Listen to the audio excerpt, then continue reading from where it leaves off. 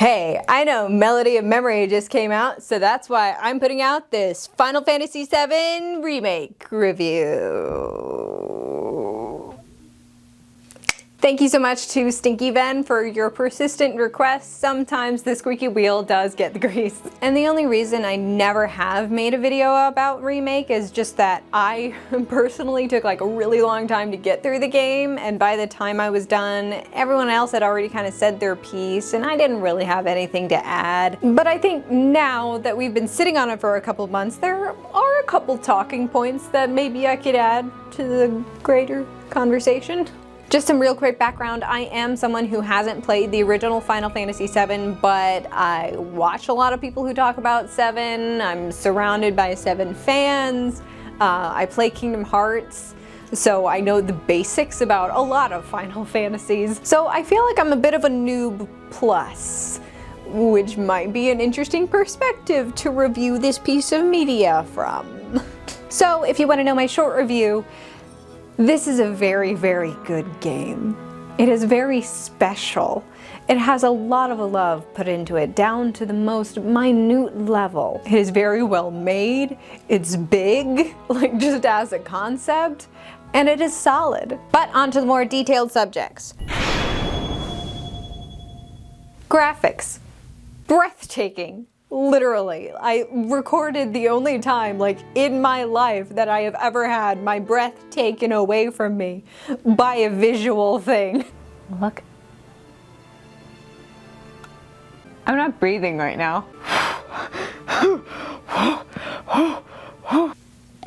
Is that kind of lame? That I, like, not the majesty of this beautiful planet that we live on, not the wonders of human architecture. Video game. That's what'll do it. Now I know that there are some limitations, most noticeable in like the stamens in Aerith's house, but I don't feel like deducting points for limitations of the hardware. Like, it's not the developer's fault that they were just so good that the computer just can't handle it, right? Yeah, it'll be fine on the PlayStation 5. Get yours today. But I usually try to look for more solid art direction than I do graphical fidelity, because people will be able to see right through hardware limitations, because of course, those limitations will be temporary, and temporary at an increasingly quick pace. And I think the truly astounding beauty of the remake really is a testament to the art direction of the original, since, just from my simple perusing, the cityscapes and overall tone of the environment are essentially just the original's upscaled. One criticism I will say I have with the art direction, however, is what they chose to go with for the character designs of the NPCs. Like to have Cloud, that has such an instantly recognizable and iconic hairstyle / silhouette, be surrounded by a world full of people whose hairstyles I could go out on the street and see for myself, doesn't really build the JRPG fantastical world I think they're going for with the rest of the cast. I mean, you know, it's the joke about how background characters in anime don't have vibrant colored hair so as to not pull focus, but I think it detracts a little bit from the world building to not have a little bit of spiky here, a little bit of color there, you know. I mean, I like to believe that Cloud spikes are all natural. Also, I've previously spoken about how Tifa is too small for a mixed martial artist. Duh. But I also wanted to mention how even Aerith is a little too skinny. But just to be as generous as possible, this is only really noticeable in her red dress, where her slit goes up pretty high and reveals a lot more of her legs than her regular dress does. So this could just be modeling work that needed more time in the oven, but was just dropped because she only spends a small amount of time in one of the 3 options that you can get. But her legs here look way too unnaturally skinny, so much so that, like I said, it looks unfinished and reflects poorly on the development team. Combat.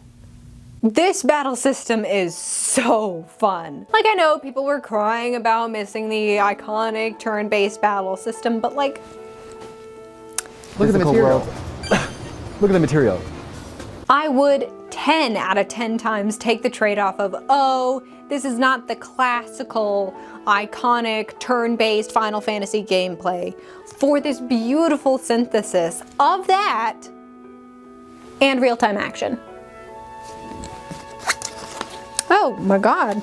Somebody tell me that my bow was all cockeyed. Don't I feel like a fool? It's tickling the inside of my ears. Like, I was a person who never even used a shortcut in my playthrough. I scrolled through all of my menus and I loved every single one of them. And I was entirely capable of doing that, beating the game with that strategy, and having a heckin' fun time doing it. And isn't that demonstrative of good game design if you can customize your playstyle to be whatever you want? Tifa is my absolute favorite character to play. Like, she is head and shoulders above everybody else. And that might just be my Kingdom Hearts bias, because I do think Tifa's playstyle is the most comparable to a Kingdom Hearts character. Like, I feel it in the dodge. Like, both in speed and distance covered, I feel like her dodge is very similar to a Kingdom Hearts dodge. But you know what? I really am in it for the fast-paced and hard-hitting action. And oh my god, the sound design. Everything feels so impactful, especially with Tifa, especially with Star Shower. Talk about a highlight reel. Woo!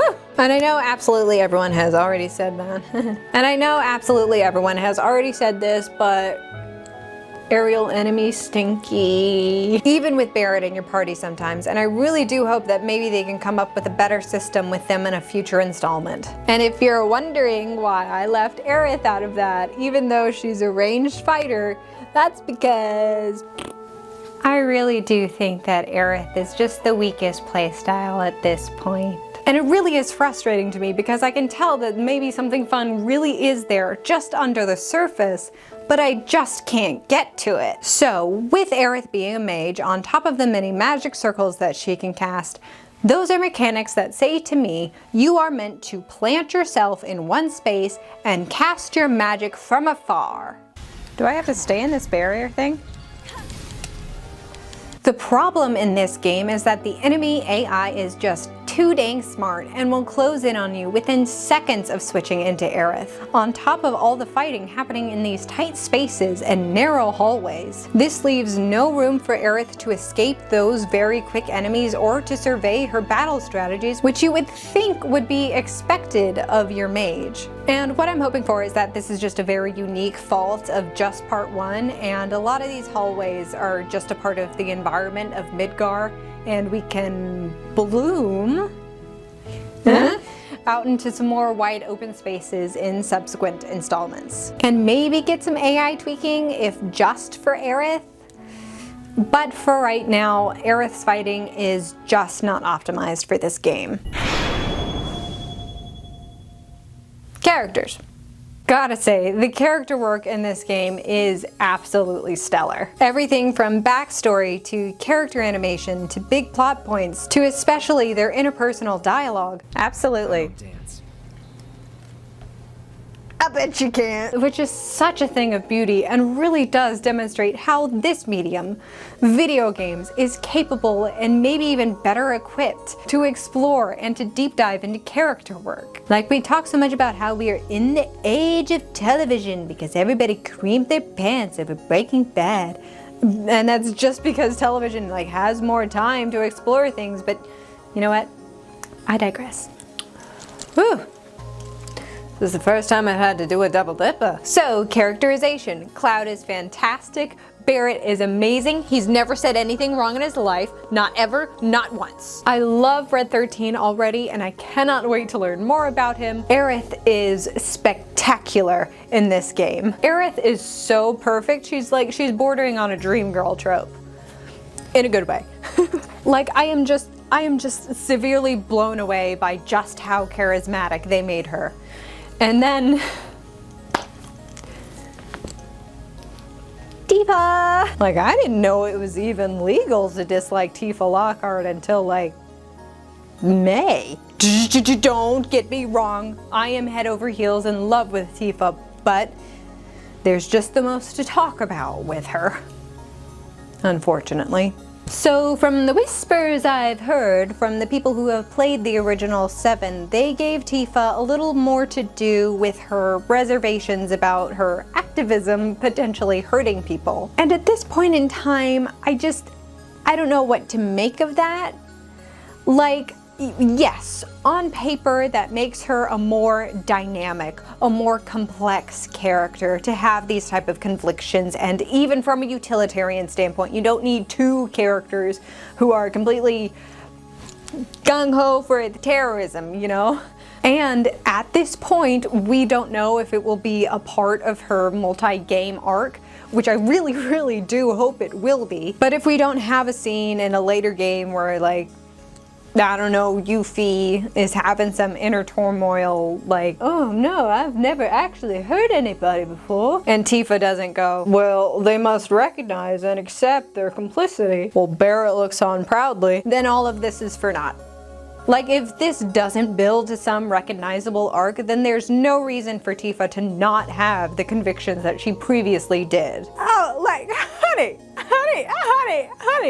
you don't name Miss Lockhart after Antifa for nothing. And you know, while sitting and thinking about it for some time now, I am a bit reminded of how they treated Dame Lara Croft in her reboot series. The new Tomb Raider games, which are not developed but is distributed by Square, it's just a coincidence that it's here again, kind of put Lara through the same transformation as the remake's Tifa. They were both video game women of the 90s and were these stone cold badasses who just had this extreme radical cool factor.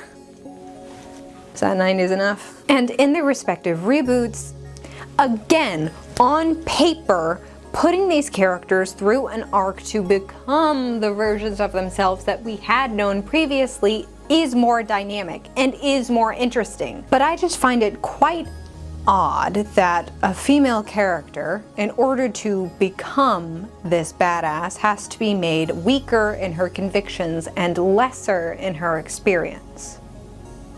Softer, younger.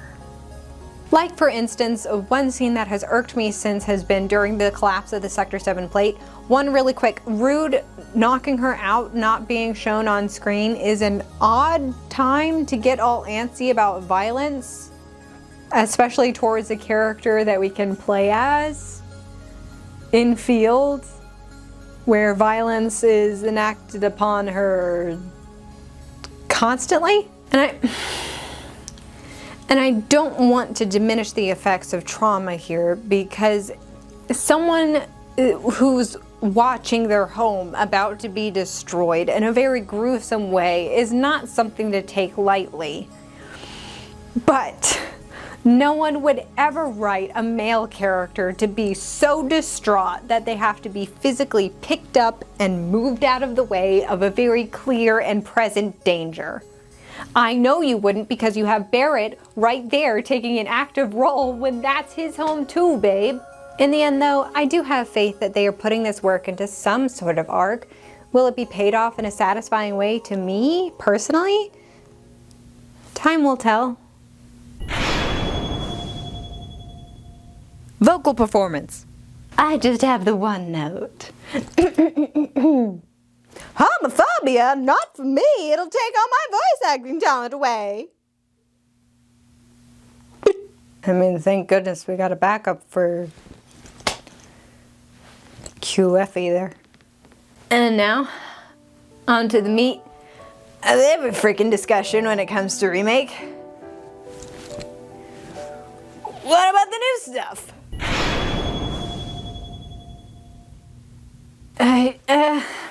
So this is something that I have flip-flopped back and forth with constantly. Because I can completely understand someone who just wants a straight remake, who just wants their favorite game updated with some pretty graphics, especially because that's what you were sold on. But it's not like that's what needs to happen. You already have the original. This could never be the original. And who's to say you won't get your full remake just with some extra stuff thrown on the side for good measure? But if we actually do save Zack from his fate, then that's completely overwriting the original story, and that means something. And it kind of won't if something so fundamental to VII's story is changed. But at the same time, if I could save my husband, Zachariah Fairbanks, do I really care?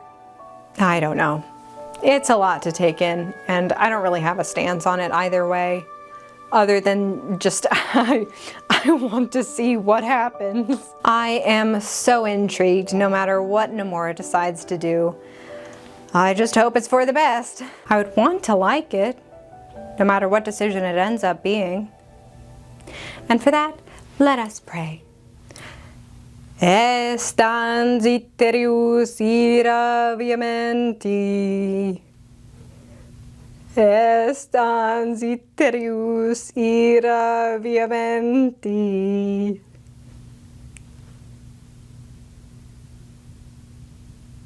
Sephiroth.